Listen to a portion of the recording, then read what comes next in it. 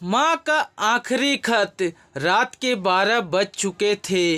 माँ कभी दरवाजे की तरफ देखती तो कभी एक नज़र घड़ी की तरफ। माँ की आंखों में और चेहरे पर चिंता साफ नज़र आ रही थी।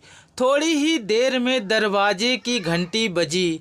माँ ने काफ़ी तेज़ी से दरवाज़ा खोला और सामने बेटे विक्रम और बहू मान्यता को देखकर पूछा, इतनी देर क्यों हो गई? मैं कब से तुम्हारी राह देख रही थी। माँ, मैं अब छोटा नहीं हूँ, तुम मेरी चिंता मत किया करो। विक्रम घर में प्रवेश करते हुए बोला, बेटा कितना भी बड़ा हो जाए माँ के लिए छोटा ही रहता है।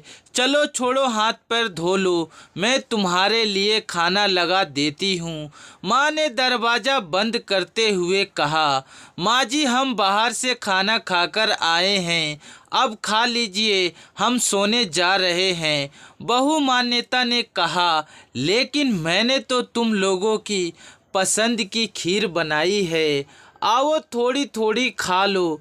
माँ, तुझे एक बार में समझ नहीं आता क्या? तेरी बहू ने कहा ना, हम बाहर से खाना खाकर आए हैं, क्यों परेशान करती है? जा तू खीर खा ले और सो जा, और हमें भी शांति से सोने दे। माँ अकेले कैसे खीर खा सकती थी और उसे बिना खाए नींद कैसे आ सकती थी, क्योंकि बेटे के इंतज़ार में उसने भी कुछ नहीं खाया था। वह किचन में गई, एक गिलास पानी पिया और अपने रूम में चली गई। सुबह 10 बजे विक्रम की आंखें खुली।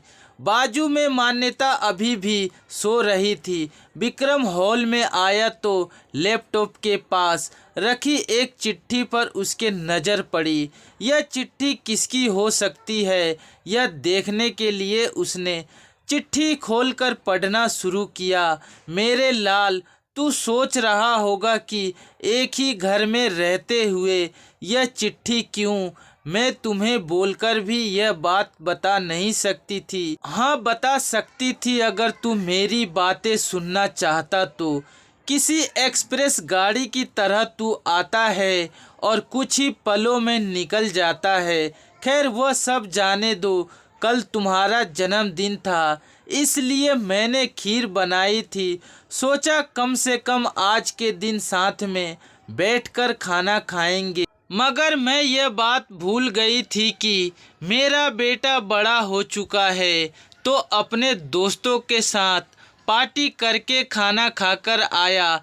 चलो, मुझे इस बात की खुशी हुई। मेरी दवाइयाँ ख़त्म हो गई है। मैंने कुछ दिनों पहले तुझे दवाई की एक चिट्ठी दी थी। अगर वक्त मिले तो वह दवाई मुझे लाकर देना, मुझे थोड़ी राहत हो जाएगी। विक्रम को याद आया कि 4-5 दिन पहले माँ ने एक दवाई की चिट्ठी दी थी।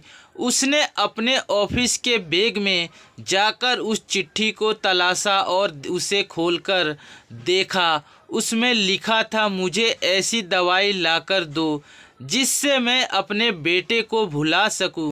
विक्रम को रियलाइज हुआ कि मुझसे बहुत बड़ी गलती हो गई है। उसकी आंखें नम हो गई। वह तुरंत अपने माँ के कमरे की तरफ दौड़ा। सबसे पहले उठ जाने वाली माँ आज क्यों नहीं उठी थी, देखकर उसे आश्चर्य हुआ। उसने माँ को उठाने की काफ़ी कोशिश की, लेकिन माँ एक गहरी नींद में सो चुकी थी।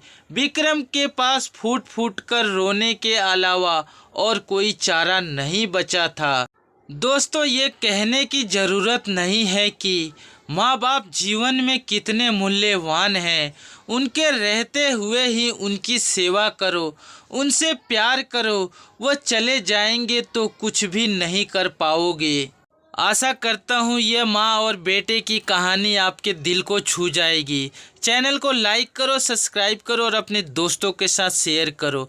अच्छे रहिए, स्वस्थ रहिए। धन्यवाद।